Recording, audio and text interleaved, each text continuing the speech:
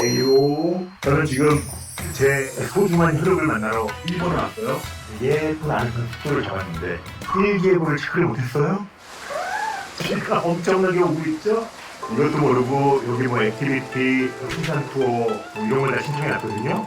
다 물거품이 됐습니다. 이렇게 일기예보 같은 것도 체크를 하고 앞날을 좀 대비해야 옷차림도 그렇고 이렇게 진리거리를 할 수가 있는데 시대예보라는 얘기 들은 적 있어요? 요즘 이 일기예보를 넘어 이 시대를 조금 내다봐야 이 휙휙변하는 세상 속에서 내 삶을 안전하게 지키고 발전해갈 수 있고 적응해갈 수 있지 않나. 저의 수다메이트 중에 송길영이라고 시대예보 핵개인의 시대라는 책을 썼었는데 이번에 시대예보 호명사례라는 책이 나왔더라고요. 마침 이 형님한테 연락이 닿아서 급하게 만나자. 그래서 그냥 늘 제가 지금 아이 컨택을 하는 것처럼 갑자기 만나서 대화한 내용 담아봤습니다. 송기령 형님과 저와의 작은 수다, 자연스럽게 한번 올려봅니다. 고!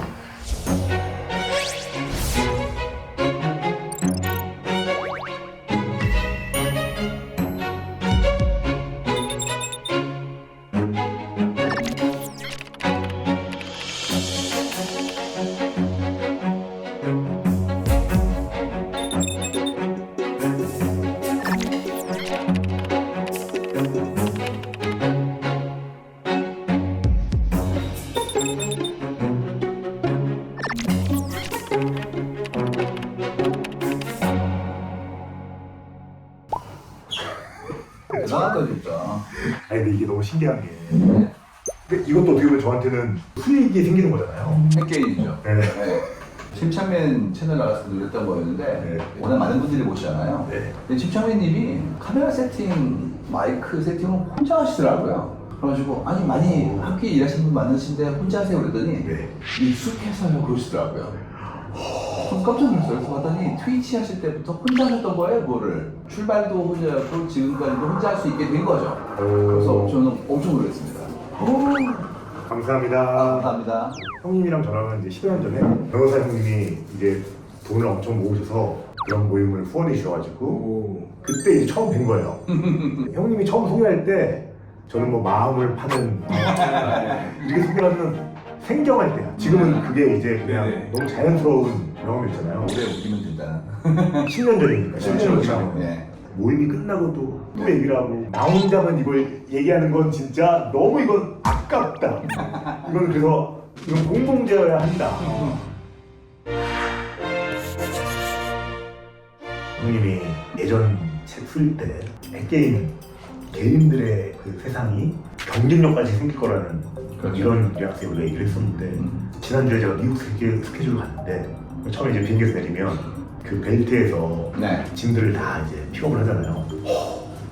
다 들고 있는 거예요. 모든 사람들이 모든 사람들이 핸디캡을 들고 있는 거예요. 저는 깜짝 놀랐어요. 저희 팀이 이제 편집을 하면 아니 저게 진짜 혼자 찍은 게 맞아? 하는 것들이 그 현장에 들어 주신 거예요. 핵게임들의 협업인데 정확한 얘기예요. 대등한 협업이라는 거죠. 너무 신기한 거죠. 예전 같았으면 그거를 스태프분들 오셔가지고 일당 얼마 드리고 이런 거였는데 그냥 개미까지 같이 찍고 나중에 벌처럼 모으는 거잖아요. 좀 멋진데 진짜? 근데 형님이 그 이번 책에 쓰신 내용이 그런 거잖아요. 예전에는 대자본이나 큰 조직이 힘있게 움직여야 이런 결과물이 나왔다면 지금 말씀하신 구조는 이젠 개인이 가도 이렇게 해서 이런 결과물이 나온 걸 제가 경험을 하니까 야 진짜 변화가 너무 빠르고 그리고 이 변화가 두려울 수도 있지만 굉장히 유리한 절대적인 기회일 수도 있는 거고 내용 대부분이 이런 내용인 거죠. 맞아요. 맞습니다. 그러니까 좀 홍철님은 벌써 핵개인이자 호명사 이론으로 살아오신 거예요. 내가 그 실행자이자 내가 주체이자 내가 새로운 미디어가 된 거죠.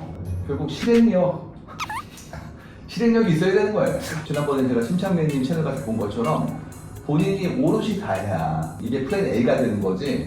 그렇지 않고 또 예전 방식대로 스태프분들 많이 오셔가지고 찍어가지고 편집해 그러면 이제 큰일 난 거죠.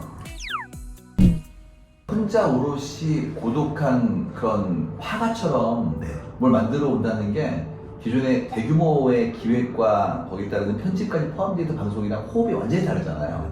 그 양쪽 다 극단을 보신 몇 분 안 되는 분이라서 그때 어떤 느낌이었는지 되게 궁금했어요. 그 제가 뭐 빠니보트라는 친구랑 촬영을 하고 가장 놀랐던 건 솔직히 말하면 저는 촬영한지 몰랐어요. 그러니까 이제 저는 너무 촬영이었는데 잠깐 그리고 제가 인지했을 때는 밥 먹으러 갔을 때 둘이서 밥 먹은 거를 한다고 지금처럼 여기 나 앞에다가 이제 좋아. 네, 이렇게 딱 카메라를 세워놨을 때 그건 보이니까 나머지는 몰랐어요 솔직히 말하면. 근데 이게 수많은 게임들이 이렇게 하고 있는 세상이니까 근데 이것도 재밌는 게 촬영을 하는지도 몰랐고 놀고 났더니 편집본이 막 나오기 시작한다는 게 여기서 완성된다는 얘기거든요. 출연자이자 연출자이자 촬영 감독이자 그다음에 전체 프로듀서이기도 하고 스크립트를 쓰기도 하니까 작가이기도 한 거잖아요.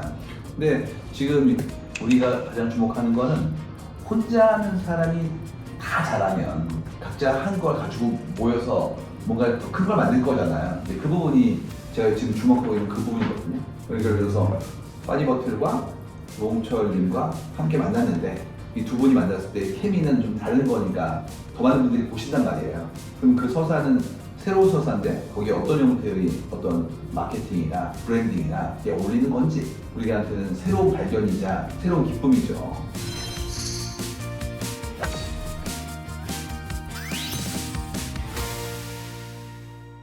제가 책을 쓰면서 좀 고민했던 게 뭐였냐면 조직 안에서의 서사가 있는데 조직 밖에서 서사가 없는 분들이 호칭을 잃어버렸을 때의 어떤 낭패감 같은 것들을 안 볼 수가 없었어요. 회사에 나오시면 이렇게 없어지잖아요. 그러니까 그때 엄청 많이 놀라시는 분들이 보인 거예요. 그래서 그렇지 않고 내일은 뭐 두 글자, 세 글자, 네 글자로 사는 게 어떻게 했냐는 얘기를 쓰면서도 이분들을 어떻게 배려할까 정말 많이 고민했거든요. 봤더니 얘기가 좀 있더라고요. 어떤 얘기가 있냐면 업계 전문가라는 분이 계세요. 그래가지고 그 업의 전문가는 그 조직을 넘어서도 이렇게 사람들한테 인식받는 것들이 많이 보였어요. 그래서 자기 일을 열심히 하면 일단 우리 업에는 많이 알려진다. 근데 한국이 이걸 잘 진입 못했어요. 이유가 조직이 또 클수록 이게 하나의 왕국 같은 거예요. 또 한 가지는 회사밖에 이렇게 이름을 알려. 다른 생각해? 뭐 이런 것도 있고. 월급은 물려주는데. 그렇죠. 이게 많이 하시더라고요. 근데 그렇지 않고 업에 있는 분들과 얘기해도 더 큰 기회가 나오거든요. 이걸 좀 활성화시키는 게 첫 번째다라는 얘기를 좀 드렸어요. 이게 평생 직장이고 여기서 잘 맞추면 되는 거고 이런 얘기를 듣고 와가지고 그런 새로운 시도도 아닌 내일을 더 확장하는 것들을 잘 안 해왔더라고요. 이거는 진짜 좀 해야 될 것 같아요. 궁금한 점이 생겼습니다. 홍철님은 지금은 자신의 본업을 뭐로 정의하고 계신 건가요? 제 최근 사업자가 너 커서 모델래 했는데 뭐가 된 노홍철이잖아요. 이제는 뭐가 되는 게 중요한 게 아니구나. 그러니까 내가 뭐예요라고 얘기 안 해도 그냥 노홍철이라는 호명이 되면 그걸 하나의 기반으로 이 일들이 산발적으로 또 하나의 프로젝트로 수익을 가져다 주는구나. 꼭 뭐라고 안 해도 직업이 노홍철이 되신 거예요. 제 직업은 노홍철, 내 이름은 노홍철. 그러니까 노홍철이 된 거예요. 노홍철 스퀘어. 네, 제곱으로. 처음에 엠넷에서 하셨을 때가 VJ라는 그런 길거리 인터뷰로 하셨던 거잖아요. 맞아. 그때 파격이었고 무한도전도 파격이었고 사람들 생각을 깨는 일을 해오신 거잖아요. 함량 미달인데 그 미달을 지금 이렇게 예쁘게 이해하는 거고 옆에 계셨던 동료분들이 거기에 하모니를 너무 잘 만들어주더라고요. 결국 그거를 끌고 나갈 수 있는 힘은 나에 대한 믿음 같은 것들이 좀 있을 때부터 가능한 거거든요. 어쨌든 시간에 그 중심에는 내가 있잖아요. 지금까지는 나를 좀 허투루 대접하더라도 전체를 위해서라면이라는 어떤 예전 방식의 명분이 있었고 지금 그렇지가 않고 전체가 소중하긴 한데 나 역시 소중하니까 좀 날 돌봐주세요라는 얘기가 나오고 있단 말이에요. 근데 그 자존을 낮추는 사회였으니까 한국 사회 칭찬이 박해요. 많이. 저희는 이제 그게 좀 슬퍼요. 근데 그때 제가 이제 했던 건 어쨌든 가만히 있지 않았던 것 같아요. 그러니까 뭐라도 했던 것 같아요. 뭐라도. 대부분은 소소한 거였죠. 큰 거를 맡기질 않으니까. 다 했더니 그때 몰랐는데 이게 다 연결되는 거예요. 내가 조금 깔끔해서 쓰레기 버릴 때 물로 헹궈서 버렸더니 그것 때문에 기회가 오고 뒤에서 쓰레기 정리하다가 이제 손님과 맞대할 수 있는 포지션을 갔는데 즐기는 제가 하니까 월등히 다른 결과가 나온 거예요. 이게 쌓이니까 나중엔 부족한 사람에서 쟤 저거 잘해. 음. 쟤 저거 잘해. 근데 그게 쌓이니까 아 나한테 이런 게 있구나. 좀 특별하구나라는 걸 뭐 오해든 그게 진짜든 하게 되고 그걸로 또 승부를 거니까 내 몸값이 달라지고 그리고 요즘 제일 재밌는 건 이제 이런 걸 증명할 때 제일 재밌는 것 같아요. 그때 뭐 제가 작은 책방을 만들 때 네. 무슨 책방을 만들 야 진짜 책을 모른다 이렇게 계속 증명이잖아요. 근데 증명을 다양하게 많이 하니까 불안하지 않고 제 강연할 때 하나의 메시지를 드릴 때가 있어요. 그게 뭐냐면 뭐라도 좀 하시라고. 아 진짜 그걸 얘 진짜 많이 오프라인 강연에서 보통 진짜 많이 하세요. 머릿속에서 한번 해보는 거예요. 이거 하면 잘 될까? 아니 뭐 월급도 크지 않고 해봐야 조직이 작은데 되겠어? 그럼 이제 안 하세요. 그다음에 이거 해볼까? 그러면 아 연예인도 힘들대 안 하세요. 그래서 아무것도 안 하고 마음속에서는 시뮬레이션 해봤으니까 해보는 것 같은 거예요. 그냥 살아본 것 같은 거죠. 물고기가 산에서 지금 굉장히 고생하고 있는 거예요. 뇌물을 만나면 잘할 수 있는데 아직 그 필드를 못 만나신 거죠. 그렇게까지 이런 과정이 필요한 곳이 지나가겠죠. 있어요. 그래서 해야 되는 게 시도해봐야 되는 게 내가 어떤 재주가 있는지 나도 잘 모르잖아요. 한번 해봐야죠. 이렇게 준비가 덜 돼 있어도 본인이 증명하신 거잖아요. 그 극복이 제일 키인 것 같아. 좌절을 반드시 있어야 돼요. 엎어지는 거. 네, 좌절이 없는 건 사실은 진짜가 아니고 또 한 가지는 좌절이 있어야 그만큼 극복하면서 내가 잘하잖아요. 그래서 지금 이슈가 뭐냐면 아 너무 소중한 아이들인데 나만큼 고생 안 해야지 라고 하면서 전부 다 정비해 주신 분들이 있거든요. 근데 이러면 이분들이 성장할 때까지 좌절을 잘 안 겪으면 면역력을 못 가져요. 그 인생을 미리 정리해 주려고 했던 호의가 오히려 그를 약화시킨다는 생각을 잘 못 하시는 것 같아요. 우리 남의 노래 부르는 거 듣고 있어도 목이 쉬거든요. 따라 하려고 막 그러면서 이제 막 못 쓴단 말이에요. 직접 불러야죠. 해봐야지. 좀 실패하면 어때요? 누구든지 처음 시작하면 서툴지. 그 서툴어야 배우지. 그리고 인생이 길어졌는데 그리고 또 한 가지는 사람들이 나한테 별로 관심이 없어요. 그래 없어. 심지어 저는 이렇게 익명성이 없는 사람이 있잖아요. 그런 사람한테도 관심이 없어요.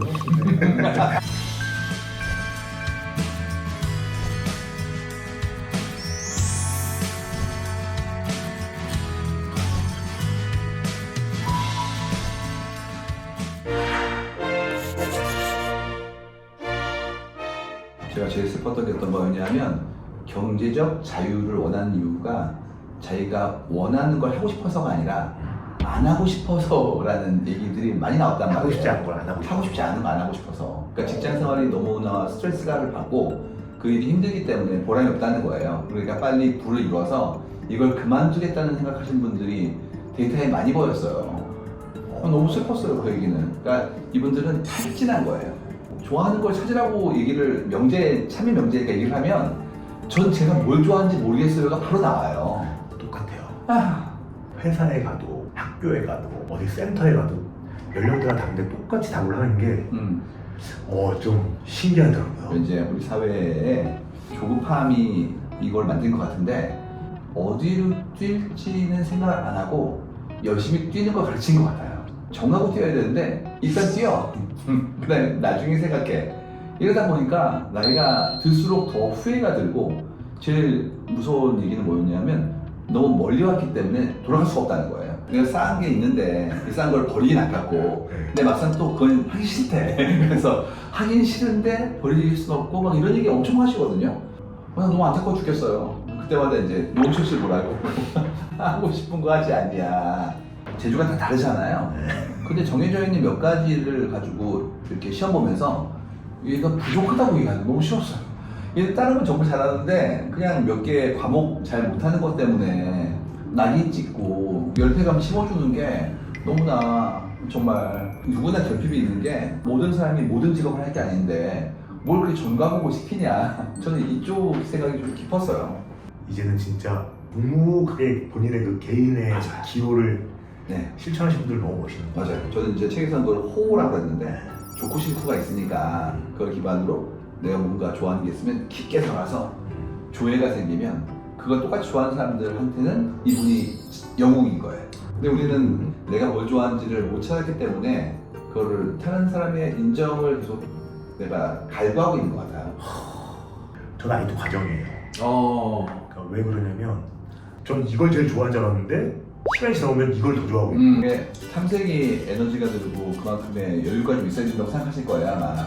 저는 여기에 이제 하나를 더 얹고 싶은 게 어떤 거냐면 찾기까지의 노력이 좀 필요한 게 있어요. 예를 들어서 책을 읽어보세요. 그러면 나 책은 잘 못 읽어. 훈련이 좀 있어야 되거든요. 왜냐면 문장하고 단어가 좀 어려운 게 나오면 찾아봐야 돼요, 사전을. 그러다가 어떻게 끝내면 용기도 생기고 그 다음에 또 읽어볼까? 이게 나오기 시작하는 거예요. 그만큼의 어떤 일정한 축적은 있어야 즐기는 걸 우리는 조예라고 부르거든요. 그래서 조예가 여기까지의 축적이 있는데 대부분 거기서 많이 이제 포기하세요. 이게 내가 정말 좋아하는 거는 한 번 해보는 것보다 좀 진득히 해봐야 되는 것도 있다. 저는 홍철님을 꽤 오래 뵀잖아요. 근데 느낀 게 뭐냐면 일단 한결같고 두 번째로는 본인 삶을 오픈하는 거를 별로 안 힘들어하세요. 맞아, 전혀. 계속 새로운 거를 궁리하고 사람들과 교류하는 걸 좋아하는 분이라는 거를 계속 봤단 말이에요. 그래서 사람들이 뭘 좋아하냐면 홍철님의 그 라이프 스타일이 좋아해요. 이게 드물거든요 이게. 보통은 그분의 역할이 좋아, 그분의 성격이 좋아 이런 식인데 그렇지 않고 저렇게 살고 싶어란 말이에요. 그렇죠. 신기하다. 그래서 저는 개인적으로 어떻게 생각하냐면 자발적 트루먼 쇼 같은 거다. 트루먼 쇼는 본인이 주인공인 걸 모르고 있거든요. 그런데 나중에는 되게 억울하잖아요. 아니 내 삶을 이렇게 방향했단 말이 아니건데 홍철님 다 보여주시는 거예요. 심지어 거기에는 PPL도 들어있어요. 그래서 트루먼 쇼가 직접 자각하고 본인이 스스로 하면 이런 형태가 아닐까라고 생각했었거든요. 트루먼 쇼에 그 트루먼이 있고 그 위에서 바라보고 있는 디렉터가 있잖아요. 노홍철님 같은 경우에는 본인이 감독이에요. 그러니까 신기하네. 언제든지 그만둘 수 있는 트루먼인 거죠.